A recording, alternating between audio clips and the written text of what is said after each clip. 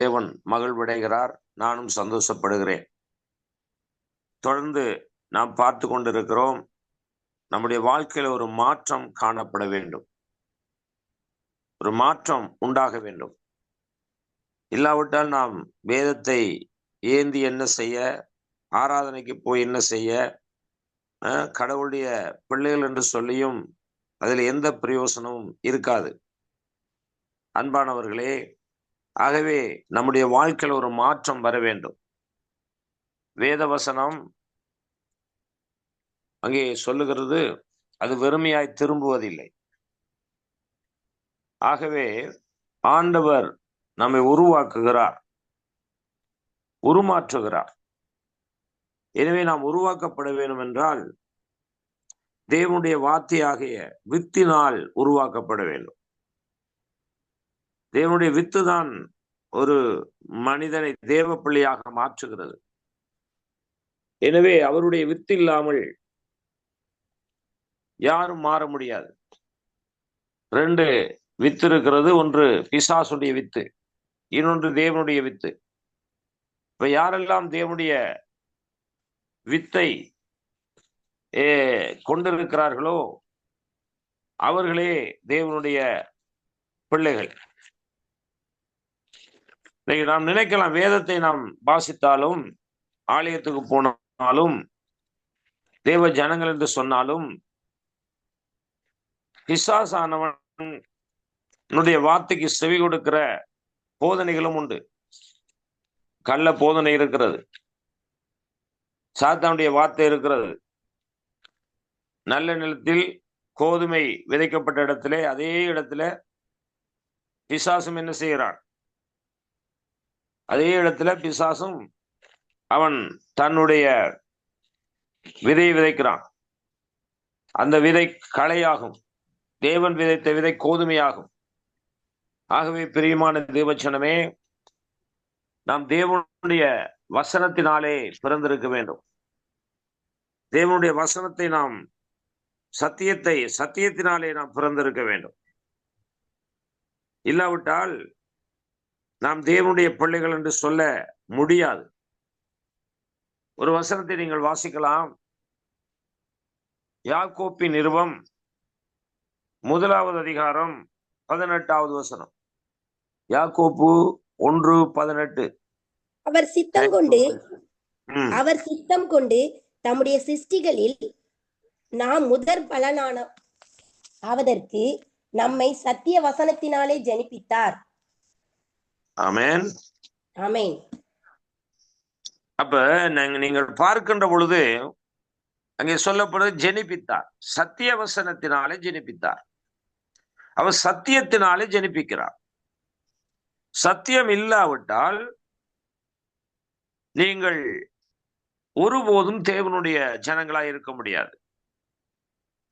இந்த ஸ்டடியில தொடர்ந்து பங்கெடுக்கின்ற நீங்கள், உங்களுக்கு தெரியும் சத்தியம் என்றால் என்ன என்று. இன்னைக்கு அநேகர் ஜெபிக்கின்ற பொழுது சொல்லுவார்கள், ஆண்டவரே சத்தியத்தையும் அறிவீர்கள், சத்தியம் உங்களை விடுதலையாக்கும் என்று நீ சொன்னீர் அல்லவா என்று சொல்லி எல்லாரும் வாயில சொல்லுவார்கள், வசனம் சொல்லுவார்கள். ஒரு மனிதன் வசனம் சொல்லிவிட்டால் அவன் தேவனுடைய பிள்ளை என்று சொல்ல முடியாது. ஒருவன் ஜெபித்து விட்டால் தேவனுடைய பிள்ளை என்று சொல்ல முடியாது. ஒருவன் சபைக்கு போனால் தேவனுடைய பிள்ளை என்று சொல்ல முடியாது. அல்லது கிறிஸ்தவ பெயர்களை வைத்துக் கொண்டால் தேவனுடைய பிள்ளை என்று சொல்ல முடியாது. என்ன பாஸ்டர், நாங்க இவ்வளவு நேரம் அப்படித்தானே இருக்கிறோம், நீங்க இப்படி சொல்றீங்க? நாங்க கிறிஸ்தவ பெயர் வைத்திருக்கிறோம், மரியாள் என்று வைத்திருக்கிறோம், ரூத் என்று வைத்திருக்கிறோம், ஜோசப் என்று வைத்திருக்கிறோம், இப்படி பவுல் என்று வைத்திருக்கிறோம். இப்படியெல்லாம் நாங்கள் பெயரெல்லாம் வைத்திருக்கிறோம். பைபிள் படிக்கிறோம், சபைக்கு போகிறோம், எங்களுக்கு பாட்டெல்லாம் தெரியும், ஆராதிக்க தெரியும், கைத்தட்ட தெரியும், அந்நிய வாசை தெரியும், எல்லாமே எங்களுக்கு தெரியும். அப்படி என்றால் நீங்கள் எப்படி சொல்லலாம் நான் தேவனுடைய பிள்ளை இல்லை என்று சொல்லி எப்படி சொல்லலாம் என்று நீங்கள் கேள்வி கேட்கலாம். பிரியமான தேவச்சனமே,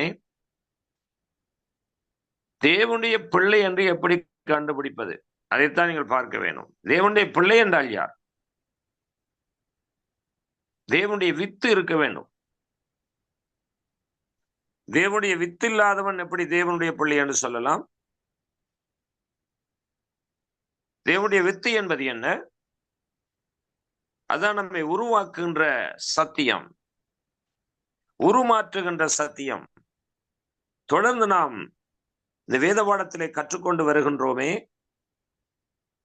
நம்மை நாம் உருவாக்கப்பட வேண்டும். Praise the Lord. Hallelujah.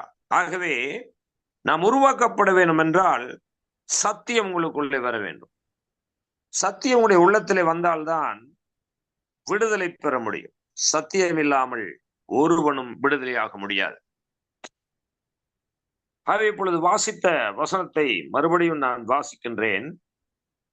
யாக்கோப்பு 1வது அதிகாரம் 18வது வசனத்தில், அவர் சித்தம் கொண்டு தம்முடைய சிருஷ்டிகளில் நாம் முதற் பலனாவதற்கு நம்மை சத்திய வசனத்தினாலே ஜனிப்பித்தார்.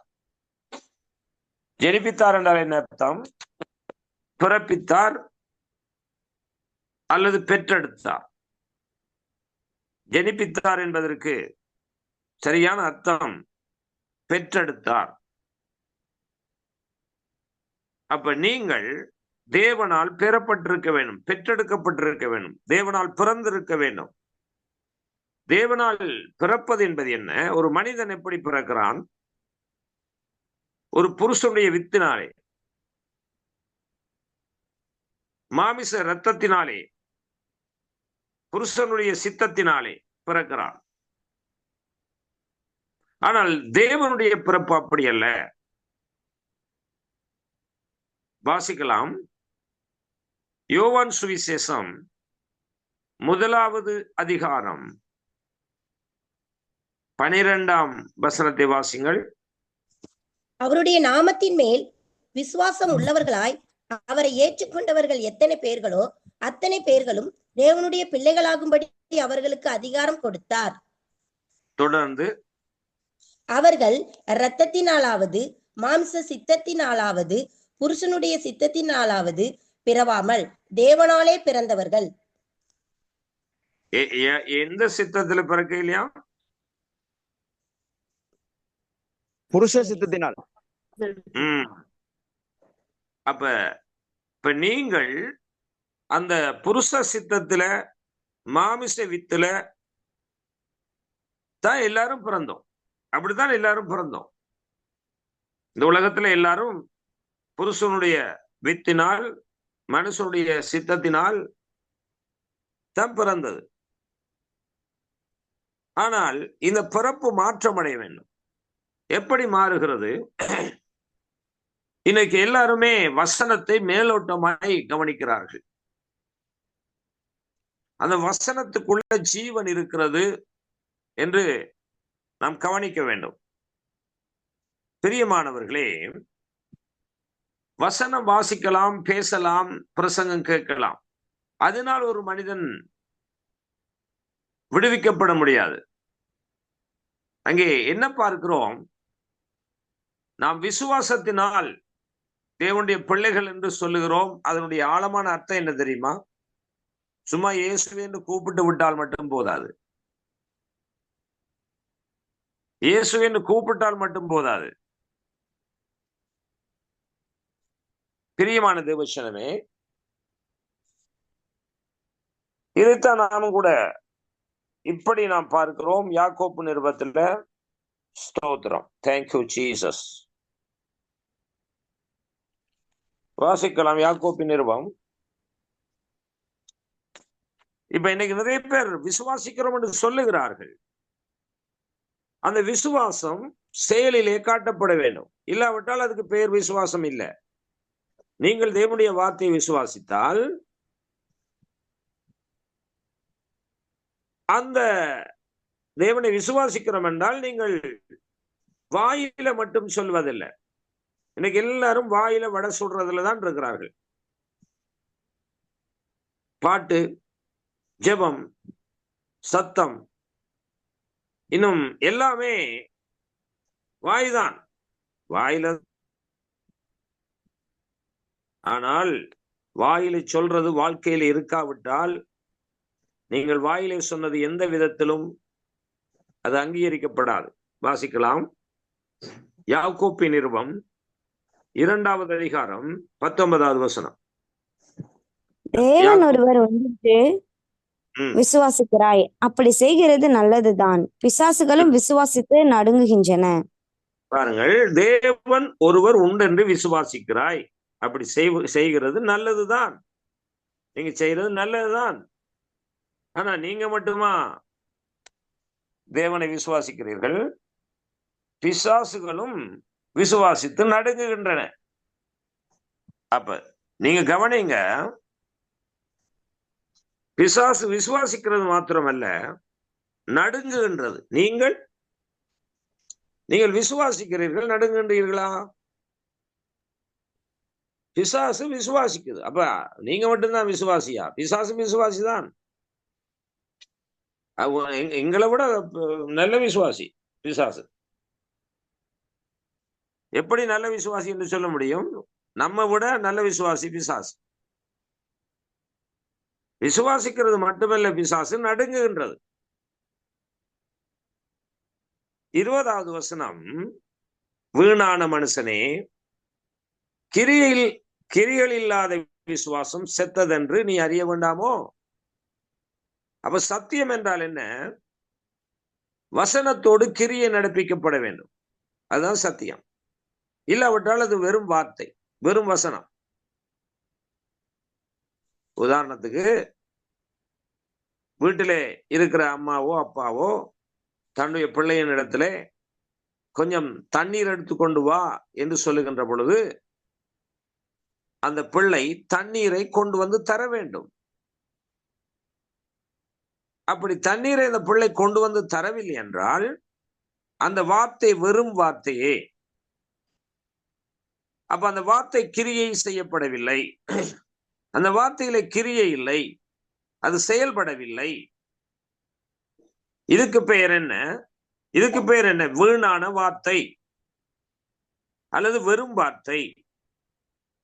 என்னை கேட்டுக்கொண்டிருக்கிற அருமையான தேவ பிள்ளைகளே, கொஞ்சம் சிந்தியுங்கள். இன்னைக்கு எத்தனை பிரசங்கத்தை கேட்டிருக்கிறீர்கள்? எத்தனை வார்த்தைகளை வாசித்திருக்கிறீர்கள்? எத்தனை முறை நீங்கள் வேதத்தை வாசித்து முடித்திருக்கிறீர்கள்? எத்தனை வருடங்கள் திருச்சபைக்கு போய் வார்த்தை கேட்டுக்கொண்டிருக்கிறீர்கள்? யோசித்து பாருங்கள். ஆனால் உங்களுடைய வாழ்க்கையில் ஏதாவது மாற்றம் ஏற்பட்டிருக்கிறதா? ஏன் மாற்றம் ஏற்படவில்லை? நேற்றைய தினத்தில் நானும் பாஸ்டர் ரோஷானும் கூட பேசிக்கொண்டு வருகின்ற பொழுது, ஏன் மக்களுக்குள்ளே ஒரு மாற்றம் வரவில்லை? இது ஏற்கனவே நான் பைபிள் ஸ்டடியில் சொல்லி இருக்கிறேன். ஏன் வரவில்லை என்றால், டீ மறந்து விடாதீர்கள். இந்த டீ கதையை மறந்து விடாதீர்கள். ஏன்னா இன்னைக்கு தான் புதிதாக வந்தவர்களும் இதில் இருக்கிறீர்கள். அப்படி சும்மா டீ மொட்டையா டீ என்றால் அவர்களுக்கு விளங்காது. இந்த இணைப்பிலே மயூரி வந்திருக்கிறீர்கள். கர்த்தருக்கு ஸ்தோத்திரம். வெல்கம், உங்களை வரவேற்கிறோம். தேவன் ஆஸ்வதிப்பார். ஓ ஸ்தோத்திரம். சரி, கவனியுங்கள். தொடர்ந்து பாருங்கள், மிகவும் பிரயோசனமாயிருக்கும். ஓகே, இப்பொழுது கவனியுங்கள் பிரியமானவர்களே. இந்த டீ கதை திரும்பவும் ஞாபகப்படுத்துகிறேன். தேநீர் தயாரிக்கின்ற பொழுது சீனி தேவை, தேயிலை தேவை மற்றும் பால் தேவை. இது மூன்றையும் இணைத்தே ஒரு தேநீர் தயாரிக்கின்றோம். தேநீர் தயாரித்ததின் பின்பு அந்த மூன்று பொருட்களும் ஒன்றோடு ஒன்று மிண்டிலாகிவிடும், இணைந்து விடும். இப்பொழுது நீங்கள் இந்த தேயிலையை தனியாக பிரிக்க முடியாது, அல்லது பாலையோ சீனியையோ தனியாக பிரிக்க முடியாது. ஏன்? ஒன்றோடு ஒன்று கலந்து விட்டது. ஏன் நம்முடைய வாழ்க்கையில மாற்றமில்லை என்றால், நல்லதையும் கேட்பது, கெட்டதையும் கேட்பது, பொய்யையும் கேட்பது, மெய்யையும் கேட்பது, எனவே வாழ்க்கை இன்றைக்கு நிறைய விசுவாசிகளுக்கு மாற்றம் இல்லாமல் இருக்கிறது. ஏன்னால் இந்த டீயை போன்று எல்லாம் ஒன்றோடு ஒன்று மிண்டில் ஆகிவிட்டது, கலந்து விட்டது, மிக்ஸ் ஆகிவிட்டது. எனவே இங்க நடக்கிறது என்ன? அதை பிரிக்க முடியாது எப்படியோ அதுபோலதான் இன்றைக்கும் பிரசங்கம், மெய்ப்பிரசங்கமும் இருக்கிறது, பொய் பிரசங்கமும் இருக்கிறது. ஆனால் அது நீங்கள் ஆழமாய் இந்த ஸ்டடியில கலந்து கொண்டாதான் மெய்ப்பிரசங்கம் எது, பொய் பிரசங்கம் எதுன்னு கண்டுபிடிக்க முடியும். எல்லா போதகரும் வசனத்தை தான் சொல்லுவார்கள், கள்ள போதகரும் வசனத்தை தான் சொல்லுவார்கள், நல்ல போதகரும் வசனத்தை தான் சொல்லுவார்கள். இது ரெண்டையும் எப்படி நீங்கள் கண்டுபிடிப்பது? அதுக்குத்தான் வேதத்தை நீங்கள் ஆராய வேண்டும். பிரியமான தேவச்சனமே, நீங்கள் மட்டுமா விசுவாசிகள்? பிசாசும் விசுவாசிதான். இந்த இடத்துல வேதம் சொல்லுகிறது. என்ன சொல்லுகிறது? யாக்கோப்பு 2வது அதிகாரம் 19வது வசனத்திலே பார்த்தோம். பிசாசும் விசுவாசிதான், நீங்களும் விசுவாசிதான். ஆனால் பிசாசுக்கும் விசுவாசிக்கும் என்ன டிஃபரண்ட் இருக்க வேண்டும்? என்ன டிஃபரண்ட் இருக்க வேண்டும்? சோ விசுவாசித்தால் போதாது, பிசாசு விசுவாசித்து நடுங்குகின்றது, அது மட்டும் போதாது. யாக்கோப்பு 2:20 கூறுகின்றபடி வீணான மனுஷனை, அப்படி என்றால் இந்த விசுவாசம், இந்த நடுக்கம் எல்லாம் வேஸ்ட், வீண். காரணம் என்ன? விசுவாசித்தால் போதாது, வசனத்தை வாசித்தால் போதாது. பிசாசுக்கு வசனம் தெரியும்,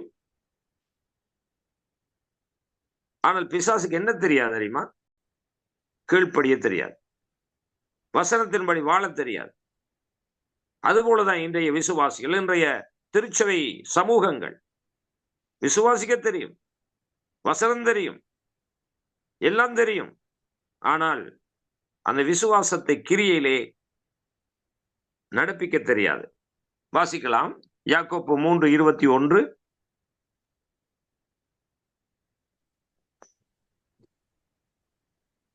யாக்கோப்பு 3:21. Pastor 3:22 pastor. 2:21.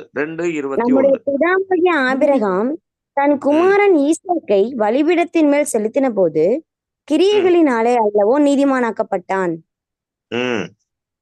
எப்படி நீதிமானாக்கப்பட்டான்? நம்முடைய பிதாவாய் ஆபிரகாம் தன் குமாரன் ஈசாக்கை பலிபீடத்தின் மேல் செலுத்தின போது கிரியையினாலே அல்லவோ நீதிமானாக்கப்பட்டான். அப்ப யார் விசுவாசி? அன்மீட் பண்ணி சொல்லலாம். யார் விசுவாசி? சொல்லுங்க. நாங்கள் தான் விசுவாசி என்ற பதில் சரிதான். கிரியை செய்கிறீர்களா? கிரியை என்றால் என்ன? ரைட். இப்ப நாம மேலோட்டமான ஒரு வாழ்க்கையில தான் வாழ்ந்துட்டு இருக்கிறோம். நாங்கள் விசுவாசி, நாங்கள் தேவனுடைய பிள்ளைகள், எல்லாம் நல்ல சரிதான். ஆனால் கிரியை இல்லாத விசுவாசம் செத்தது. அப்படி என்றால் என்ன?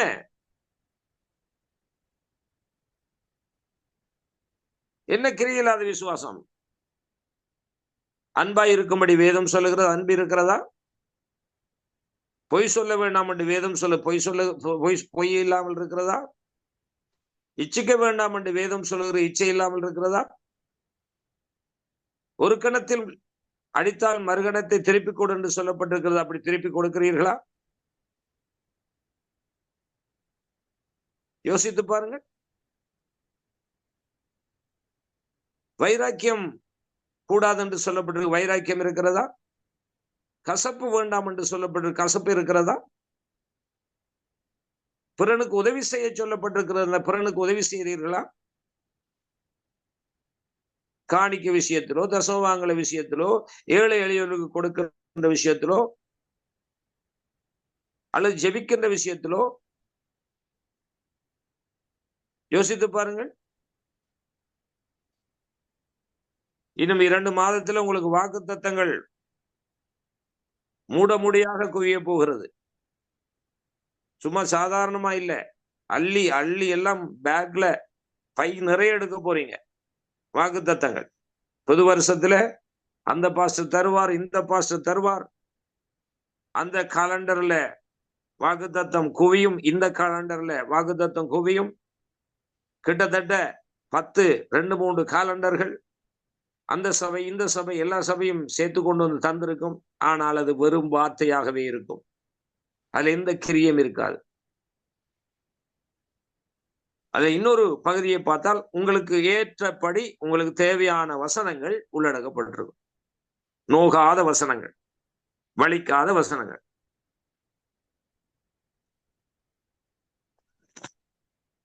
சரி, இப்பொழுது நாம் புதன்கிழமை கேட்டதின் செய்தியை ஸ்டடியினுடைய தொடர்ச்சியை பார்க்க போகிறோம். இப்ப கடைசியா நான் சொல்லி முடித்ததை ஞாபகத்தில் வைத்துக் கொள்ளுங்கள். அதிலிருந்தான் தொடருகிறது. என்ன? வாக்குத்தத்தங்கள் குவியும் என்று சொன்னேன். அது வெறும் வார்த்தையாகவே இருக்கிறது என்று சொன்னேன். ஆசையான வார்த்தைகள், நம்மை மயக்கிறதான வார்த்தைகள், அள்ளி வீட்டை தேடி வரும். அது எல்லாம் அப்படியே வைத்துக்கொண்டு ஆசைப்பட்டு கொண்டு இருக்க வேண்டியதுதான். அது அன்னைக்கு வாசிச்சதுதான், அதுக்கு பிறகு வாசிக்கிறே இல்லை. அது அன்னைக்கு அந்த வாக்குத்தத்தத்தை கேட்டதுதான், அதுக்கு பிறகு அந்த வாக்குத்தத்தத்தை பார்க்கிறது இல்லை. வாக்குத்தத்தத்தை கேட்பது சரிதான், அதை வாசிப்பது சரிதான். பிரியமானவர்களே, அதுக்கு கீழ்ப்படுகிறீங்களா? பிசாசும் ஆண்டவருடைய வார்த்தையை கேட்கிறது, ஆண்டவருக்கு நம்புகிறது, ஆனால் ஆண்டவருக்கு பயப்படுகிறது. ஆனால் அதால் என்ன செய்ய முடியாது? கீழ்ப்படிய தெரியாது. அதால் கீழ்ப்படிய முடியாது. எனவே அன்பான சகோதரனே, சகோதரியே, தேவ ஊழியர்களே, நாம் கேட்பது பெருசில்லை, கீழ்ப்படிய வேண்டும். சரி, நாம் எங்க வாசித்தோம்? முதலாவது தீமோத்தேயு 5வது அதிகாரம். எத்தனாவது வசனம்? 17. 17 என்ன சொல்லுகிறது? 16ல இருந்து சரி 17. ஓகே. விசாரணை செய்கிறவர்களை, விசேஷமாக திருவசனத்திலும் உபதேசத்திலும் பிரயாசப்படுகிறவர்களை இரட்டிப்பான கணத்திற்கு எண்ண வேண்டும். அப்ப நன்றாய் விசாரணை செய்கிற மூப்பர்கள், இதை குறித்த விளக்கம் கடந்த நாட்களே உங்களுக்கு தந்தேன். அந்த மூப்பர்கள் என்றால் யார், விசாரணை என்பது என்ன என்று பார்த்தோம். அப்ப அவர்கள் என்ன செய்கிறார்கள்? பிரயாசப்படுகிறார்கள். யார்? எல்லாரும் பிரயாசப்பட மாட்டார்கள். மற்றவர்கள் ஒரு கடமைக்காக சொல்லிவிட்டு போவார்கள். இப்ப நான் பல திருச்சபைகளுக்கு போகிறேன். ஆனால் என்னுடைய பிரசங்கத்தை கேட்டவர்கள் இங்கே நிறைய பேர் இருக்கிறீர்கள். உங்களுக்கு தெரியும், நான் பிரசங்கம் பண்ணுகின்ற பொழுது எந்த சிறு பிள்ளைகளும் அல்ல யாரும் எவரும் எழும்பி போகக்கூடாது என்பதில் மிகவும் கவனம் செலுத்துவேன். அது எந்த திருச்சபைக்கு போனாலும் பரவாயில்லை. குறிப்பாக திருநெல்வேலியில சில சபைகள் இருக்கிறது. கோபால சமுத்திரம் என்ற இடத்துல இந்த பிரதர் தேவகுமார் அவர்களுக்கெல்லாம் தெரியும். அங்கெல்லாம் நான் போனா அவ்வளவு சின்ன பிள்ளைகளும் அவ்வளவு பெரும் கட்டுப்பாட்டுக்குள்ள இருப்பார்கள். பாஸ்டரே சொல்லுவார், இப்பொழுது பிரசங்கம் பண்ணுகிறது நான் இல்ல, ஒரு முக்கியமான ஆள் பிரசங்கம் பண்ணுகிறார், உங்களுக்கு தெரியும் தானே அவரை பற்றி என்று சொல்லி அவரே அறிமுகப்படுத்துவார். அப்படியெல்லாம் சில போதகர்கள் அறிமுகப்படுத்த மாட்டார்கள். பிரியமானவர்களே, ஏன்? கவனம் எடுத்து நல்ல அதை என்ன சொல்றது, விசாரணை என்பது கரிசனை எடுத்து திருவசனத்தை உபதேசிக்க வேண்டும். அது எப்படி உபதேசிக்க வேண்டும் என்று சொல்லி 2 தீமோத்தேயு 4:2 சொல்லுகிறது. அதை நாம் பார்த்து விட்டு போவோம். திரும்ப திரும்ப பார்ப்பதினால் உங்களுக்கு எந்த காசு செலவுகளும் ஏற்படாது. ஆனா எனக்கு தான் தொண்டை கொஞ்சம் வலிக்கும். அதனால நீங்க ஒன்றும் கவலைப்பட வேண்டாம். திரும்ப திரும்ப பார்க்க ஒரு வசனத்தை நாம வாழ்நாள் பூராவும் பார்க்கலாம். அதனால எந்த தவறும் கிடையாது. வாசிக்கலாம். சமயம் 2 வாய்த்தாலும் ம், சமயம் வாய்த்தாலும் வாய்க்காவிட்டாலும் ம், யாக்கிரதையாய் திருவசனத்தை பிரசங்கம் பண்ணு. எல்லா ம், நீடிய சாந்தத்தோடும் ம், உபதேசத்தோடும் ம், கண்டனம் பண்ணி ம், கடிந்து கொண்டு புத்தி சொல்லு. ம். Very good, very good. இன்னைக்கு தான் இந்த சகோதரி வந்தார்கள் பாத்தீங்களா, அருமையா வேதத்தை வாசிக்கிறத. ரைட், எல்லாரும் அப்படி இருக்க வேணும், சரிதானே? ஓகே, இன்னைக்கு தான் ஸ்டடியில வந்தார்கள். புதன்கிழமை அது கவனிங்க. சமயம் வாய்த்தாலும் வாய்க்காவிட்டாலும் ஜாக்கிரதையாய் திருவசனத்தை பிரசங்கம் பண்ணு. எல்லா நீடிய சாந்தத்தோடும் உபதேசத்தோடும் கண்டனம் பண்ணி கடிந்து கொள். இப்ப கவனிங்க, கண்டனம் அந்த செய்தியிலே இருக்கிறதா? கடிந்து கொள்ளுதல் அந்த செய்தியில இருக்கிறதா? அல்லது தாலாட்டு பாடுகிறது போல அல்லது சும்மா இனிப்பு கொடுப்பது போல ஒரு உணர்ச்சி வசம் ஊற்ற பிரசங்கங்களா இருக்கிறதா? கடிந்து கொண்டு புத்தி சொல்லு, கண்டனம் பண்ணு என்று சொல்லப்பட்டு எதுக்கு கடிந்து கொள்ளுதல் தேவையா இருக்கிறது? அந்த கடிந்து கொள்ளுதல் தான் நம்மை உருவாக்குகிறது. அந்த கட்டுப்பாடு தான் நம்மை உருவாக்குகிறது. இன்னைக்கு சில பேர் எப்பொழுது பார்த்தாலும் ஆசை வார்த்தைகளை, ஆசீர்வாதமான வார்த்தைகளை, கவலைப்படாதே கவலைப்படாதே என்றே சொல்லி கொண்டு இருக்கிறார். ஆனா கவலைப்பட்டு கொண்டேதான் நாங்களும் இருக்கிறோம். அவரும் பாவம், நாங்களும் பாவம். எத்தனை முறை தான் கவலைப்படாண்டு அந்த பாஸ்டர் சொல்றார், ஆனால் கவலைப்பட்டு கொண்டுதான் இருக்கிறோம். ஒரு மாற்றம் ஏற்படுவதில்லை. இப்ப எதற்காக இந்த கடிந்து கொள்ளுதல்? பிரியமானவர்களை வாசிக்கலாம். நீதிமொழிகள் 6:23 வாசிங்கள். நீதிமொழிகள் 6:23.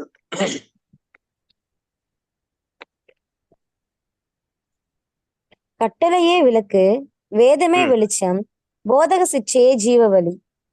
ரைட். இப்பொழுது இந்த வசனத்தை கவனத்தில் கொள்ளுங்கள். ஒரு சிறிய வசனம் தான், ஆனால் மிகவும் அருமையான வசனம்.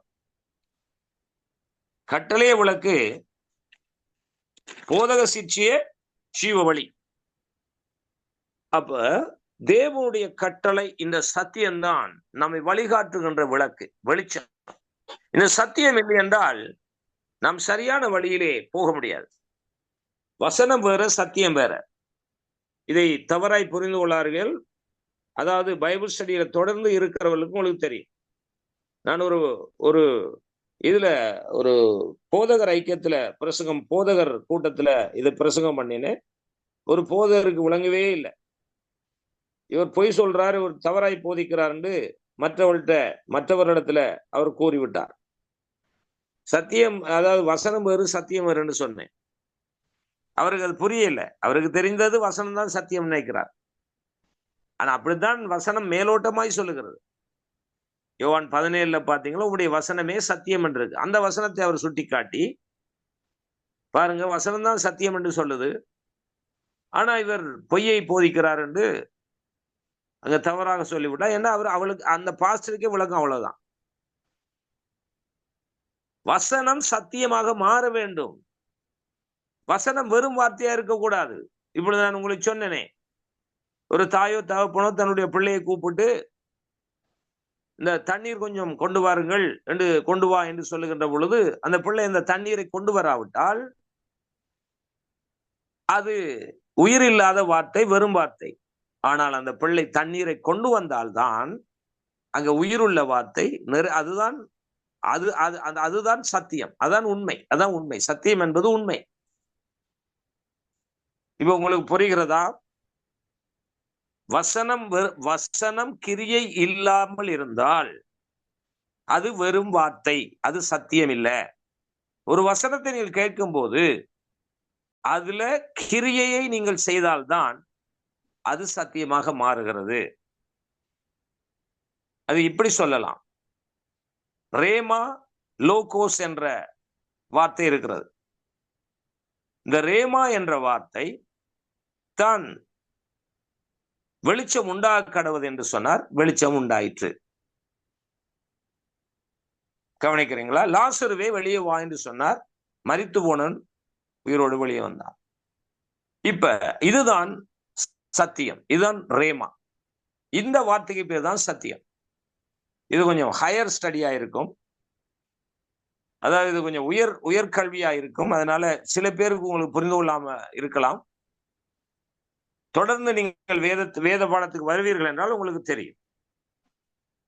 என்னுடைய வேத பாடம் இந்த டெலிவரன்ஸ் மினிஸ்ட்ரியில திங்கட்கிழமை, புதன்கிழமை, வியாழக்கிழமைகளிலே நடைபெறுகிறது. அதைத் தொடர்ந்து ஜீசஸ் த வே, இயேசுவை வழி ஊழியத்துல செவ்வாய்க்கிழமையும் சனிக்கிழமையும் நடைபெறுகிறது. இந்த வார்த்தையை மிகவும் ஆழமாகவும் தெளிவாகவும் உங்கள் மத்தியிலே போதிப்பதற்கு தேவன் கிருபை செய்திருக்கிறார். இப்பொழுது கவனிங்கள். இப்போ முதலாவது சத்தியம் என்றால் என்னென்று இன்னைக்கு நிறைய பாஸ்டர்ஸ், நிறைய பிலீவர்ஸுக்கு கூட தெரியாது. இப்ப சத்தியம் என்பது ரேமா. இப்போ உங்களுடைய வார்த்தை, இப்போ நீங்கள் வருகிறீர்கள், ஒரு போதகர்கிட்ட போய் ஜெபிக்கிறீர்கள், ஐயா நான் கடன் பிரச்சனையில தவிக்கிறேன் ஐயா, எனக்கு நீங்கள் ஜெபம் பண்ணுங்கள் என்று சொல்லுகிறீர்கள் என்று வைத்துக் கொள்வோம். இப்ப அவர் உபாகமம் 28ஆம் அதிகாரத்திலே ஒரு வசனம் இப்படியா சொல்லுகிறது, நீயோ கடன் வாங்க மாட்டாய், கடன் கொடுப்பாய் என்று அந்த வசனத்தை சொல்லி அதை வாக்குத்தத்தமாய் சொல்லி உங்களுக்கு ஜெபிக்கிறார். இப்பொழுது அந்த வாக்குத்தத்தத்தை எடுத்துக்கொண்டு வீட்டுக்கு போகிறீர்கள். ஆனால் ஜெபம் பண்ணினீர்கள், தொடர்ந்தும் கடன் வாங்குகிறீர்கள். இப்பொழுது என்ன நடந்திருக்கிறது யாராவது சொல்லுங்கள். வசனம் மட்டும்தான் இருக்கு, கிரியை இல்லை. இப்ப உங்களுக்கு புரியுதா? புரியுது. நிறைய பாஸ்டர்ஸுக்கே புரியலையா? அந்த பாஸ்டர் மீட்டிங்ல ஒரே பெரிய பாஸ்டர், அவருடைய சபையில 1000 பேர் இருக்கிறாங்களா அந்த பாஸ்டர், அந்த பாஸ்டருடைய சபையில அவர் என்னத்தை போதித்து கொடுப்பார் எனக்கு கண்டா தெரியாது. யோசித்து பாருங்க. என்ன தவறுன்னு நான் தவறாய் போதிக்கிறேன் 4 பேருக்கு சொல்லிவிட்டார். ஆனா அவர் சொன்னவர் இன்னைக்கு அவர் ஸ்டடியில வரையில இந்த அகிலன்னா ஆண்டு வந்தார் பாத்தீங்களா, போன முறை இந்த போன வந்தார் அகிலன் என்று சொல்லி அந்த பாஸ்டர் தான். அவர் என்னோடு பயணிக்கிறார். அவர் என்ன கண்டா அவர் விட மாட்டார். அவர் சத்தியத்தை கேட்பதில் மிகுந்த ஆர்வம் உள்ள ஒரு தேவ மனிதன். அப்ப அவர்கிட்ட சொல்லி இருக்கிறார், இவர் தப்பா போதிக்கிறார். ஆனா இவருக்கு தெரியும் நான் சொல்லுகிறது என்னவென்று. அதனால பிரியமானவர்களே, வசனம் வாசித்தால் போதாது. வசனத்தை வாக்குத்தத்தமாய் காலண்டர்லயோ அல்லது நீங்க போர்ட்லயோ வைத்திருந்தால் போதாது. அல்லது வசனத்தை ஒரு போதகர் சொல்லி ஜெபம் பண்ணினால் மட்டும் போதாது. அது ரேமாவாக மாற வேண்டும், அது சத்தியமாக மாற வேண்டும். சத்தியம் என்றால் கிரியை. ரேமா என்பது என்ன தெரியுமா? அது நிறைவேற்றப்படுகின்ற வார்த்தை, நிறைவேறுகின்ற வார்த்தை. வெளிச்சம் உண்டாக கடவுது என்றால் வெளிச்சம் உண்டாகணும், அதுதான் ரேமா.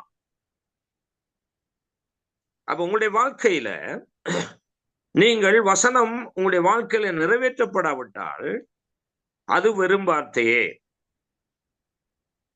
ரைட். இப்பொழுது கவனிங்கள். அப்ப ஏன் இன்றைய கிறிஸ்தவ சமூகம் மாறவில்லை? ஏன் திருச்சபை சமூகம் மாற்றம் அடையாமல் இருக்கிறதுக்கு காரணம் என்ன? சத்தியம் சத்தியமாய் கவனமாய் கரிசனையாய் போதிக்கப்படுவதில்லை. மக்களை பிரியப்படுத்துவதற்காக இந்த நாளிலே போதிக்கப்படுகிறது. சரி, வாசிப்போம். தொடர்ந்து பார்த்த பகுதி நீதிமொழிகள் 6ஆம் அதிகாரம் 23வது வசனம். கட்டளையே விளக்கு, வேதமே வெளிச்சம், போதக சிற்சையே ஜீவ வழி. போதக சிற்சை போதிக்கிறதுல நீங்கள் சிற்சிக்கப்பட வேண்டும். அதான் நான் ஏற்கனவே சொன்னது போல என்ன உங்களுக்கு தேவையா இருக்கிறது? போதனை என்று சொல்லுகின்ற பொழுது அந்த போதனை எப்படி இருக்க வேண்டும்? அது உங்களுக்குள்ள ஒரு தாக்கத்தை கொண்டு வர வேண்டும். உங்களுக்குள்ளே ஒரு தாக்கம் வந்தால்தான் உங்களுக்குள்ள ஒரு மாற்றம் வரும். அந்த பிரசங்கத்திலே உங்களுக்கு ஒரு தாக்கம் ஏற்படாவிட்டால் உங்களுக்கு ஒரு மாற்றத்தை கொண்டு வராது. சில பேர் நாங்கள் கடிந்து கொண்டு போதிக்கிறோம் என்று சொல்லி கண்டபடி மக்களை சபிக்கிறது, கண்டபடி மாமிசத்துல தங்களுடைய கோபத்தை கொட்டி தீர்க்கிறது, இதெல்லாம் தவறான காரியம். அப்படி செய்யக்கூடாது. வசனத்திலே கண்டிக்க வேண்டும். வசனத்தே ஆண்டவரோடு இருந்து கண்டிக்க வேண்டும். சில பேர் சும்மா சபிச்சு சத்தம் போட்டு கண்டபடி அங்கடா எங்கடான்னு போட்டு மனுஷனை உருட்டி எடுத்து அவன் சபைக்க வர மாட்டான். இந்த பக்கம் போகவே பயமா இருக்கிற போல. அப்படி அல்ல. வசனத்தின்படி, வசனம் தான் நம்மை கண்டிக்கிறது. அதான் கட்டளையே விளக்கு, வேதமே வெளிச்சம், போதக சிற்சியே ஜீவ வழி. போதக வசனத்திலிருந்து நாம் சிட்சிக்கப்பட வேண்டும், நாம் கண்டிக்கப்பட வேண்டும். அப்பொழுதுதான் நமக்குள்ளே ஒரு மாற்றத்தை காண முடியும். கர்த்தரு ஸ்தோத்திரம். இன்னைக்கு நிறைய பழையவர்களை காணவில்லை, என்றாலும் தேவன் கைவிடவில்லை. கர்த்தரு ஸ்தோத்திரம். இந்த வேதத்துல நம் தாகம் இருக்க வேண்டும். சில வேளை அவர்களுக்கு பலவீனமா இருக்கலாம், அல்லது போன் பிரச்சனையா இருக்கலாம். ஆனா எதுவும் எங்களை பிரிக்க முடியாது. கிறிஸ்துவின் அன்பை விட்டு யார் என்னை பிரிக்க முடியும் என்று சொன்னது போல நித்திரையா இருக்கலாம், பலகீனமா இருக்கலாம், எதுவா இருக்கலாம். சோ ஆனாலும் ஒரு தாகம் இருக்கின்ற பொழுது தேவன் அற்புத விதமாய் எங்களை வழி நடத்துவார். கர்த்தரு ஸ்தோத்திரம். எதற்கு நமக்கு போதக சிற்சி தேவை? ஜீவனுக்கு போவது, நித்திய ஜீவனுக்கு போவது. இந்த பூமியில நாம் எதையும் கொண்டு வந்ததும் இல்லை, எதையும் கொண்டு போகிறதும் இல்லை. ஜீரோவாய் வந்தோம், ஜீரோவாய் போகிறோம். ஆனால் நமக்கென்று ஒரு வாழ்க்கையை தேவன் நியமித்திருக்கிறார். அதான் நித்திய ஜீவன். அந்த நித்திய ஜீவன் என்னவென்று பார்த்தோம் கடந்த நாட்கள்ல. நித்திய ஜீவன் என்பது நிம்மதியானதும் நிரந்தரமானதுமான வாழ்வு. நித்திய ஜீவன் என்றால் என்ன சொல்லுங்க? நிரந்தரமான நிம்மதியான நிரந்தரமான வாழ்வு. நிம்மதியான வாழ்வு. ஆமென். கவனிங்க, இந்த பூமியில நமக்கு நிம்மதியான வாழ்க்கையா இருக்கு? இல்ல. உங்களுக்கு இல்ல பாஸ்டர், பாடுகள் நிறைந்த வாழ்க்கையா இருக்கு. பாத்தீங்களா? அப்ப இந்த பூமியில நமக்கு நிம்மதியான வாழ்க்கையும் இல்ல, ஆனால் அது நிரந்தரமான வாழ்க்கையும் இல்லை. பிரியமானவர்களே, தேவன் நமக்கென்று ஒரு வாழ்க்கையை வைத்திருக்கிறார். அதான் நித்தியம், அதான் தேவ ராஜ்யம். அந்த தேவ ராஜ்யத்துக்கு போவதற்கு நமக்கு தேவை என்ன? கடிந்து கொள்ளுதல், மற்றது கண்டனம் பண்ணுதல். ஏன் கடிந்து கொள்ள வேண்டும்? இப்பொழுது வாருங்கள் விஷயத்துக்கு வருவோம். ஏசாயா 41:15. ஏசாயா 41:15. Thank you Jesus. இதோ போரடிக்கிறதற்கு நான் உன்னை புதிதும் கூர்மையுமான பற்களுள்ள எந்திரமாக்குகிறேன். நீ மலைகளை மிதித்து நொறுக்கி குன்றுகளை பதருக்கு ஒப்பாக்கி விடுவாய். ரைட். இப்பொழுது இந்த வசனத்தை தவறுதலாய் அநேகர் போதிக்கிறார்கள், அல்லது விளக்கம் இல்லாமல் போதிக்கிறார்கள். இந்த வசனத்தை வாக்குத்தத்தமாய் நிறைய பேர் மற்றவர்களுக்கு கொடுத்திருக்கிறார்கள். ஆனால் அது என்ன விஷயம், அதுல என்ன இருக்குன்னு தெரியாது. ஆகவே இதை நாங்கள் திங்கட்கிழமை பார்த்தோம். புதன்கிழமை பார்த்தோம். இதனுடைய விளக்கத்தை பார்த்தோம். புதன்கிழமை வந்த உங்களுக்கு மிகவும் தெளிவாக தெரிந்திருக்கும். கர்த்தருக்கு ஸ்தோத்திரம். பிரியமானவர்களே, புதிதும் கூர்மையுமான யந்திரமாக்குகிறேன் என்று ஆண்டவர் சொல்கிறார். யாரை? தம்மை நம்பின பிள்ளைகளை, தம்முடைய பிள்ளைகளை ஆண்டவர் ஒரு யந்திரமாக்குகிறேன். யந்திரம் என்றால் பயன்படுத்தப்படுகின்ற ஒரு கருவி. அதுவும் மலைகளை இடிக்கிற கருவி. இதுக்கு என்ன சொல்வார்கள்? ஜேசிபி இயந்திரம் இன்றைக்கு பார்க்கிறோம் பாத்தீங்களா? ஜேசிபி, அந்த டோசர், அப்படியெல்லாம் சொல்லுவார்கள். மோட்டர் கிரேடர், இப்படியெல்லாம் சொல்லுவார்கள். யந்திரங்களை கொண்டு மலைகளை இடிக்கிறது. சரி, அப்ப தேவன் நம்மை ஒரு யந்திரங்களை இடிக்கிற ஒரு கூர்மையுள்ள மலைகளை இடிக்கிற ஒரு கூர்மையுள்ள ஒரு யந்திரம் என்பது என்ன? யந்திரம் என்றால் இயந்திரம், இயக்கப்படுகின்ற ஒரு கருவி, யந்திரம். இப்ப கவனியுங்கள், இது சும்மா இந்த வசனத்தை எடுத்துனோ நான் மலைகளின் ஒரு கரை அந்தரம் அந்தரம் அந்தரம் இந்தரம் சொல்லிக்கொண்டு சும்மா இருந்தா சரி வராது.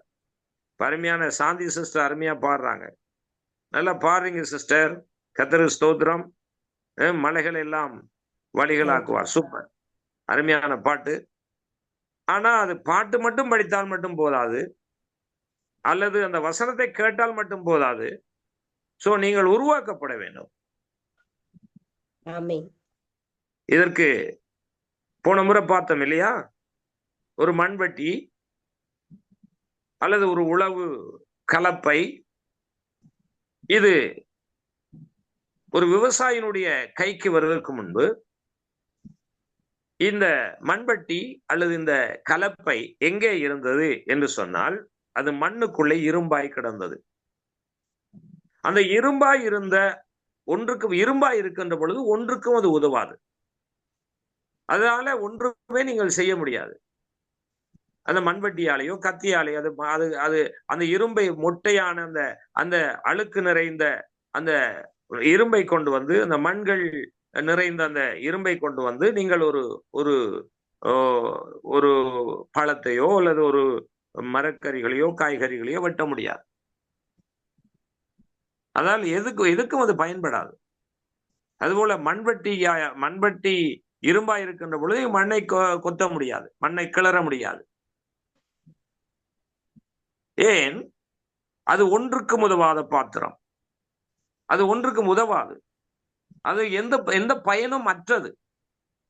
அப்ப இது ஒரு யந்திரமாக உருவாக்கப்பட வேண்டும் என்றால் என்ன செய்யப்பட வேண்டும்? இது ஒரு கொள்ளனுடைய கைக்கு போக வேண்டும், கொள்ளனுடைய பட்டறைக்கு போக வேண்டும். அந்த கொள்ளனுடைய கையிலே இந்த இரும்பு கிடைக்கின்ற பொழுது அவன் அதை சோப்பு போட்டு நல்லா கழுவி பவுடரை போட்டு இந்தாங்க போய் பயன்படுத்துக்கொண்டு கொடுக்க முடியாது. இன்னைக்கு நிறைய பேர் ஒன்றுக்கும் உதவாத மனிதர்களை உருவாக்குகின்ற ஊழியத்தில் இல்லாமல், அது மண், அது மொக்கு, அது ஒரு ஒன்றுக்கும் பயன்படாத பாத்திரம், அதை போட்டு சோப்பை போட்டு நல்லா கழுவி பவுடரை போட்டு இப்படி மேக்கப் பண்ணி வச்சிருக்கிறாங்க. இன்னைக்கு அநேக விசுவாசிகள் இப்படித்தான் இருக்கிறார்கள். அநேக திருச்சபைகள் இப்படித்தான் மனிதர்களை உருவாக்குகிறது.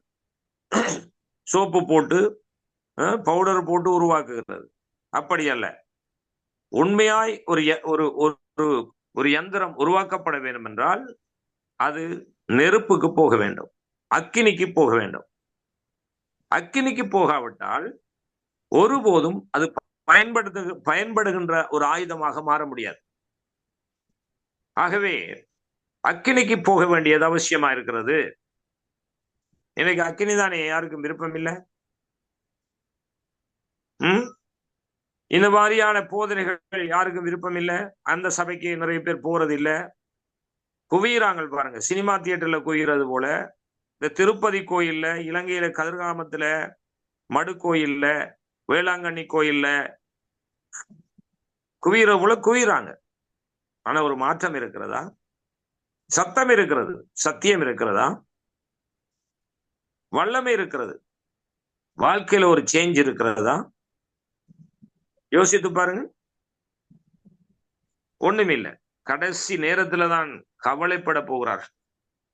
கடைசி நேரத்துல தான் சரியான மோசமாயவர்கள் பாதிக்கப்பட போகிறார்கள். இதற்கு காரணம் அவருடைய வழி நடத்துகின்ற வழிகாட்டிகளே.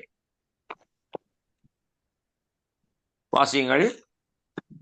Thank you Jesus. Price the Lord. எபிரேயர் 12வது அதிகாரத்தை திருப்புங்கள். எபிரேயர் 12வது அதிகாரம்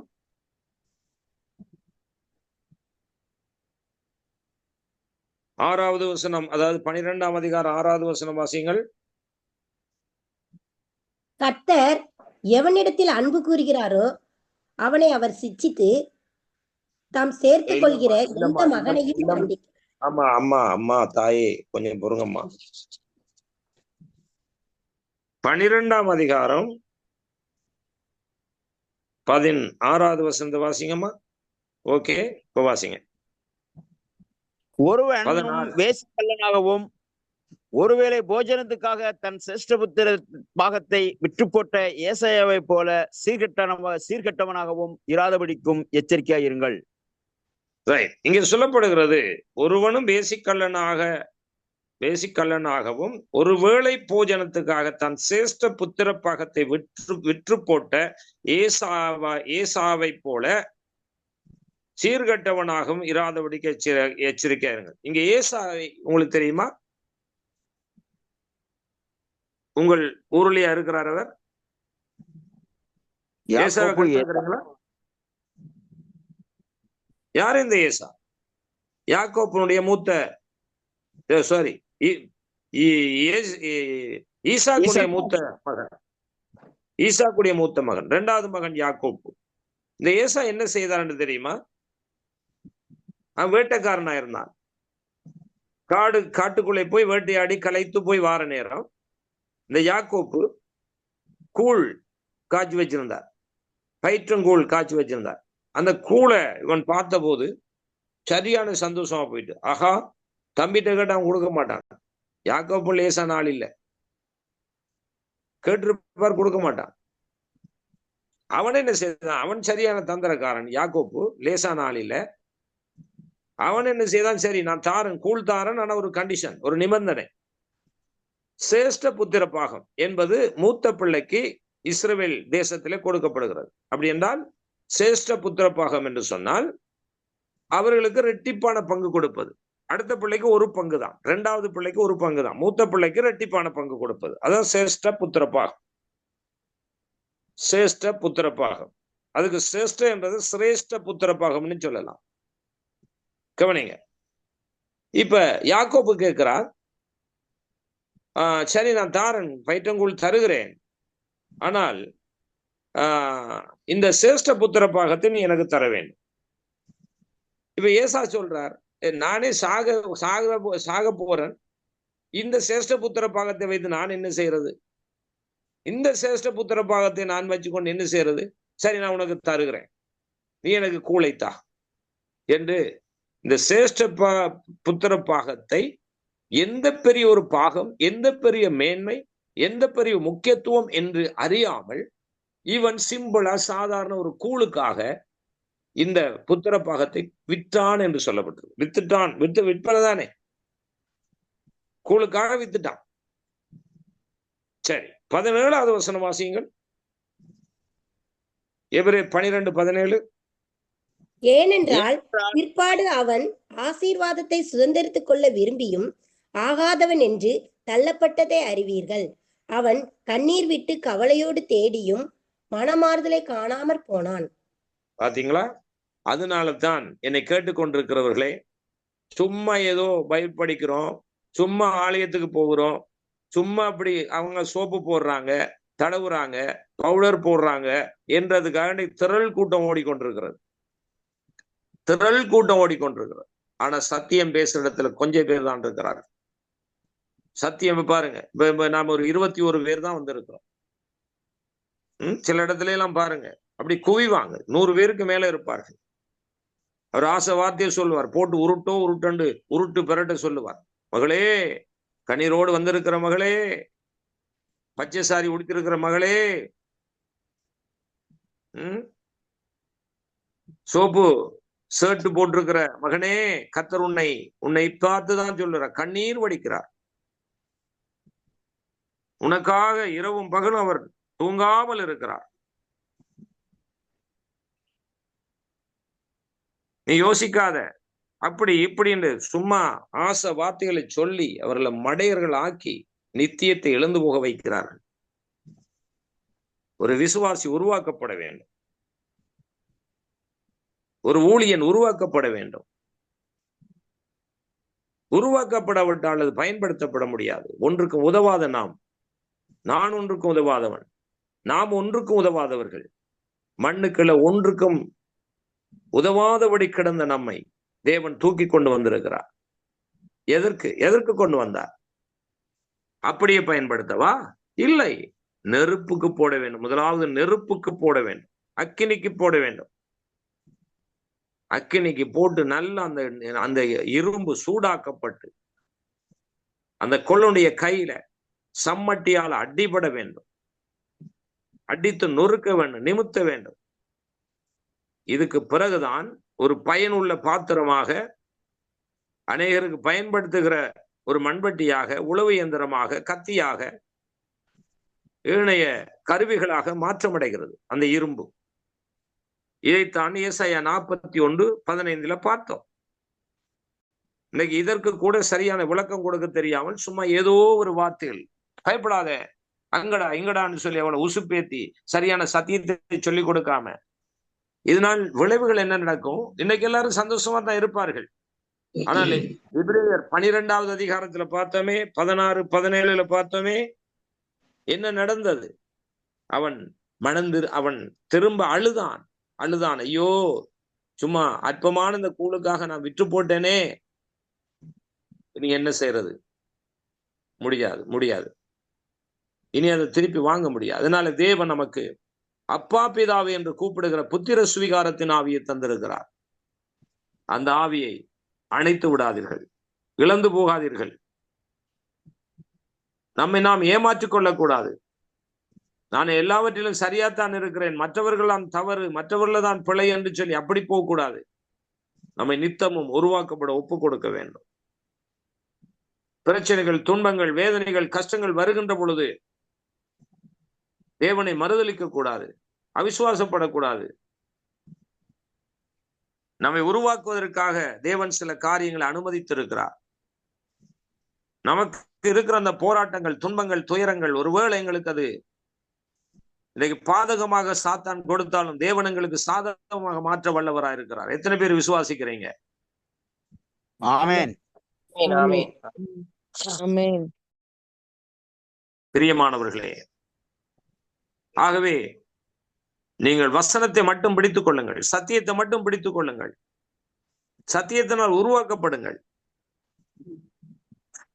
இயேசு கிறிஸ்துவே சத்தியம் பேசினதுனால அவரை எதிர்த்தார்கள், நிந்தித்தார்கள், அவமானப்படுத்தினார்கள், ஏன் கொலையும் செய்தார்கள். அதை போலதான் சீசர்களையும் அப்படி செய்தார்கள்.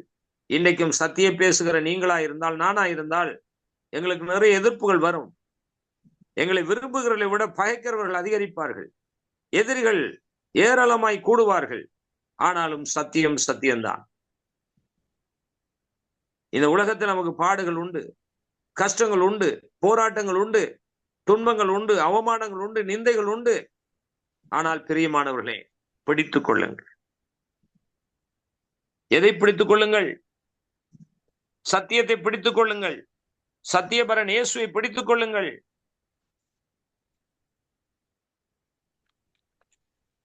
சோர்ந்து போகாதீர்கள். பிரச்சனை 2 விதமாய் வரலாம். ஒன்று, நாம் பிரச்சனைக்கு போகாமலே பிரச்சனை வரலாம், அல்லது நாம் பிரச்சனைக்கு போயும் பிரச்சனை வந்திருக்கலாம். எது எப்படி இருந்தாலும் பிரச்சனை தான்.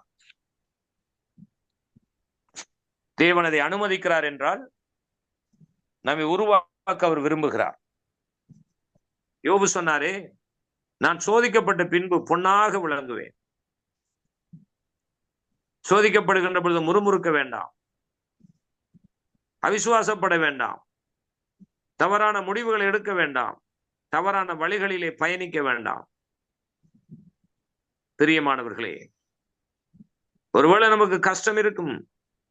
எப்ப வரைக்கும் இருக்கும்? பவுல் அப்போஸ்தலன் எழுதுகிறார், நான் நல்ல போராட்டத்தை போராடினேன். நல்ல போராட்டம். போராட்டத்துக்கு அவர் பெயர் வைத்தது. நாம் எல்லாம் என்ன பேர் வைக்கிறோம்? சனியை முடிச்ச போராட்டம். தேவையில்லாத போராட்டம் என்று நாம சொல்லிக் கொண்டிருக்கிறோம். ஆனால் பவுல் அப்போஸ்தலன் அந்த போராட்டத்துக்கு பெயர் என்ன வைத்தார்? நல்ல போராட்டம். Praise the Lord. ஹல்லேலூயா. தேவன் தீமைகளை நன்மைக்கு ஏதுவாய் மாற்றுகிறவர். தேவன் நல்லவர். ஆகவே அவர் ஒருபோதும் நம்மை கைவிட மாட்டார். நமக்கு போராட்டம் உண்டு. திடன் கொள்ளுங்கள், நான் உலகத்தை ஜெயித்தேன் என்றார். ஆகவே எப்படி ஜெயிக்க முடியும்? நம்மால ஜெயிக்க முடியுமா? மாமிச பலத்தினால் எங்களால ஜெயிக்க முடியுமா? இல்ல, ஒருபோதும் ஜெயிக்க முடியாது. அதை எப்படி நாம் ஜெயிக்கலாம்? சத்தியத்தை கொண்டு சத்துருவை ஜெயிக்க முடியும். தேவனுடைய வார்த்தையை கொண்டு சாத்தானை ஜெயிக்க முடியும். பிரியமானவர்களே, யோசித்து பாருங்கள். தேவன் உங்களை எவ்வளவு நேசிக்கிறார். இந்த அதிகாலை வேளையிலே விரும்பி வந்தீர்களோ அல்லது கட்டாயத்துக்காக வந்தீர்களோ, எப்படியோ ஏதோ, ஆனால் வந்து விட்டோம். தேவன் நம்மை நேசிப்பதினால் வந்திருக்கிறோம். கர்த்தருக்கு ஸ்தோத்திரம். இந்த இணைப்பில் 22 பேர் இணைந்திருக்கிறீர்கள். தயவு செய்து திங்கள், புதன், வெள்ளிக்கிழமைகளிலே என்னுடைய ஸ்டடி இந்த டெலிவரன்ஸ் மினிஸ்ட்ரியில இருக்கிறது. அநேகருக்கு அறிமுகப்படுத்துங்கள், புதியவர்களை அழைத்து வாருங்கள். இன்னும் ஆழமான சத்தியத்தை நாம் கற்றுக்கொள்ள போகிறோம். ஸ்தோத்திரம். ஹல்லேலூயா. வாசிப்போம். 1 தீமோத்தேயு 6வது அதிகாரம் 12வது வசனம். குயிக்கா வாசிங்க, டைம் போயிட்டுது.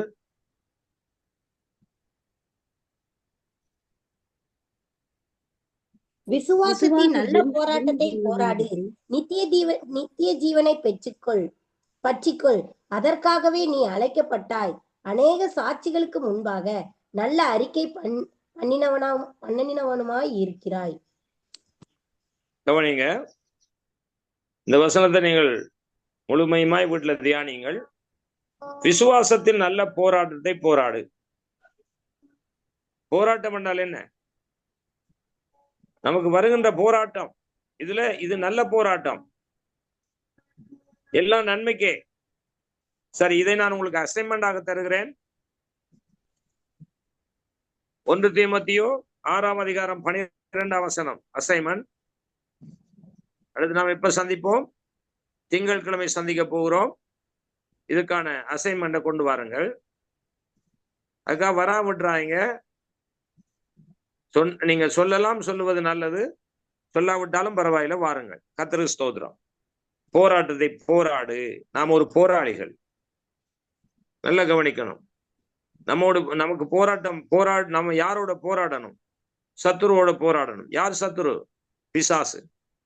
பிசாசு இன்னும் ஆண்டவர் முற்றிலுமாய் அவனை நரகத்திலே தள்ளவில்லை.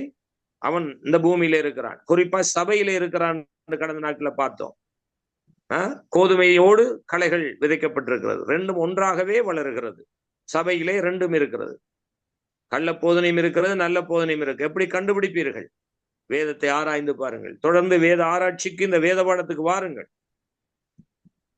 இன்னும் நீங்கள் அதிகமாய் கற்றுக்கொண்டு கர்த்தருக்குள்ளே பலன் அடைய கர்த்தர் உங்களுக்கு உதவி செய்வாராக. கர்த்தருக்கு ஸ்தோத்திரம். நான் முடிக்கிறேன். கர்த்தர் உங்களை ஆஸ்வதிப்பாராக. தேங்க்யூ. பாஸ்டர் ரோஷான். ஆமென்.